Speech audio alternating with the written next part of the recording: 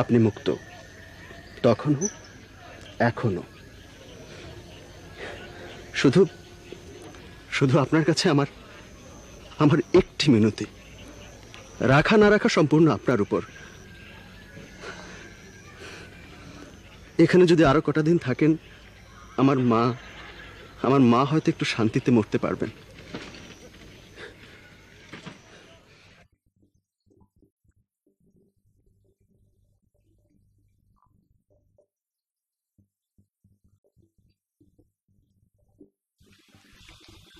আপনি সবসময় এত রেগে রেগে কথা বলেন কেন?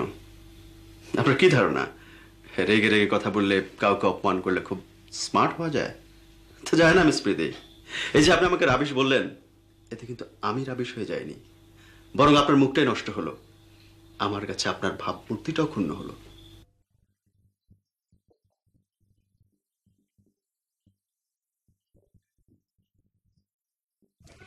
আপনি তো বিবাহিত, আপনার স্ত্রী এখনো জীবিত।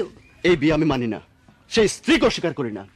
শুধু শুধু শুধু আমার মায়ের জন্য।